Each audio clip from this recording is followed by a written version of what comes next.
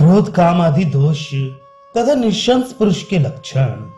युधिष्ठिर ने पूछा, पितामह, क्रोध, काम, शोक, मोह, विदित्सा अर्थात नए नए काम आरंभ करने की इच्छा, परासुता अर्थात कठोरतापूर्ण कर्म करना, लोभ, मात्सर्य, ईर्ष्या, निंदा, दोष दृष्टि, क्रूरता और भय, ये दोष किससे उत्पन्न होते हैं? ये ठीक ठीक बताइए। भीष्म जी ने कहा, युधिष्ठिर, तुम्हारे कहे हुए 13 दोष प्राणियों के अत्यंत प्रबल शत्रु हैं। ये मनुष्यों को सब ओर से घेरे रहते हैं। जो सावधान नहीं रहता उसे ये शत्रु बड़ी पीड़ा पहुंचाते हैं। मनुष्य को देखते ही ये भेड़ियों की तरह उस पर टूट पड़ते हैं और बलपूर्वक उसका नाश कर देते हैं। इन्हीं से सबको दुख मिलता है और इन्हीं की प्रेरणा से पाप कर्मों में प्रवृत्ति होती है। ये किससे उत्पन्न होते, किस तरह बढ़ते और किस प्रकार नष्ट होते हैं, ये सब बातें बता रहा हूँ। सबसे पहले क्रोध की उत्पत्ति बताता हूँ, एकाग्र चित्त होकर सुनो। क्रोध लोभ से उत्पन्न होता है और दूसरे में दोष देखने से बढ़ता है। क्षमा से उसका बढ़ाव रुक जाता है और धीरे धीरे उसी से दूर भी हो जाता है। काम की उत्पत्ति संकल्प से होती है, वह सेवन करने से बढ़ता है और आसक्ति रहित होकर सेवन छोड़ देने से तत्काल नष्ट हो जाता है। दूसरों के दोष देखने का नाम है असूया। ये क्रोध तथा लोभ से उत्पन्न होती है और सब प्राणियों पर दया, मन में वैराग्य तथा आत्म तत्व का ज्ञान होने से नष्ट हो जाती है। मोह उत्पन्न होता है अज्ञान से, वह पाप के अभ्यास से बढ़ता है और महात्मा पुरुषों के सत्संग से शीघ्र नष्ट हो जाता है।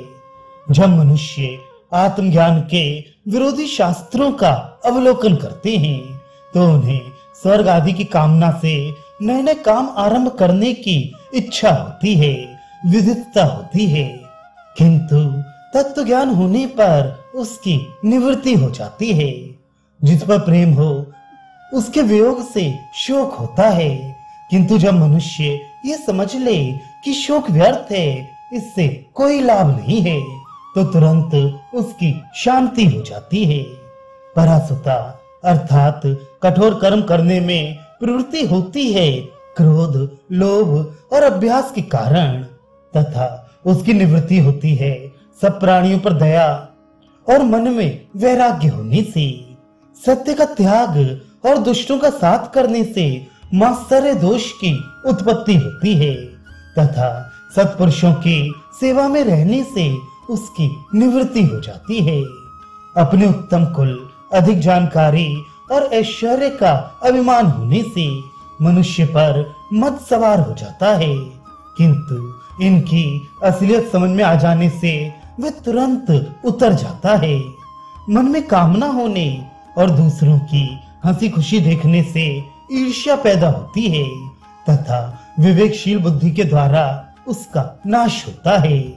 समाज से भ्रष्ट हुए नीच मनुष्यों के द्वेषपूर्ण तथा अप्रमाणिक वचनों को सुनकर भ्रम में पड़ जाने से निंदा करने की आदत होती है, किंतु अच्छे लोगों के बर्तावों पर दृष्टि डालने से वह मिट जाती है। जो लोग अपनी बुराई करने वाले बलवान मनुष्य से बदला लेने में असमर्थ होते हैं, उनके हृदय में बड़ी प्रबल असूया अर्थात दोष देखने की प्रवृत्ति पैदा होती है, किंतु दया का भाव जागृत होने से उसकी निवृत्ति हो जाती है। हमेशा कृपण मनुष्यों को देखने से अपने में भी कृपणता आ जाती है, परंतु जब मनुष्य धर्म में स्थित होकर उसके दोष को समझ लेता है तो वह अपने आप शांत हो जाती है। प्राणियों का भोगों के प्रति जो लोभ देखा जाता है वह अज्ञान के ही कारण है। भोगों की क्षणभंगुरता देखने और जानने से उसकी निवृत्ति हो जाती है।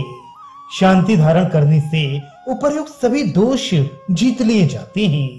धृतराष्ट्र के पुत्रों में ये 13 दोष मौजूद थे और तुम सत्य को ग्रहण करना चाहते हो, इसलिए श्रेष्ठ पुरुषों की सेवा करके तुमने इन सब पर विजय पाली है।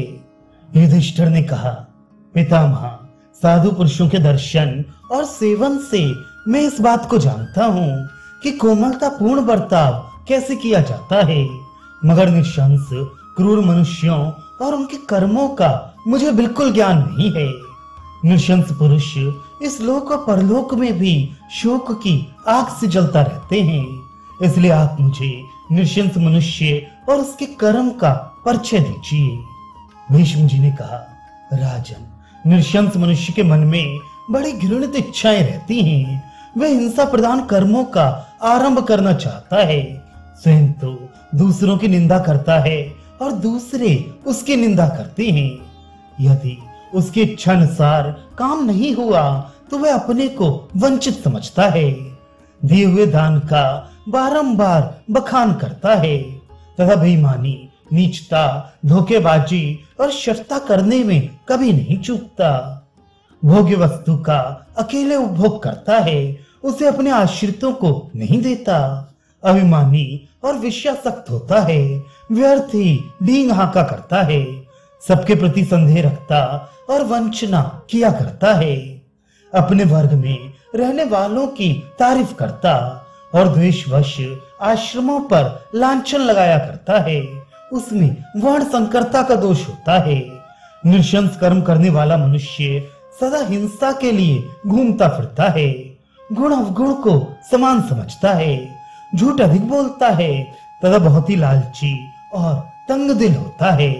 वह धर्मात्मा और गुणवान मनुष्य को ही पापी समझता है और अपने स्वभाव के अनुसार किसी पर भी विश्वास नहीं करता। जहाँ दूसरों की बदनामी होती है वहाँ उनके गुप्त दोषों को भी प्रकट कर देता है और अपने तथा दूसरे के अपराध बराबर होने पर भी वह आजीविका के लिए दूसरे का ही सर्वनाश करता है। जो उसका उपकार करता है उसको वह अपने जाल में फंसा हुआ समझता है और उपकारी को भी यदि कभी धन देता है तो उसके लिए बहुत दिनों तक पश्चाताप करता रहता है। जो मनुष्य दूसरों के देखते रहने पर भी उत्तम भोजन की सामग्री अकेले चट कर जाता है उसको भी नृशंसी कहना चाहिए। जो पहले ब्राह्मण को देखकर पीछे अपने बंधु बांधवों के साथ स्वयं भोजन करता है वे इस लोक में सुखी होता है और मरने के बाद स्वर्ग में जाता है। युधिष्ठिर, तुम्हारे पूछने के अनुसार ये नृशंस पुरुष का लक्षण बतलाया है। समझदार मनुष्य को चाहिए कि नृशंस से सदा बचकर रहे।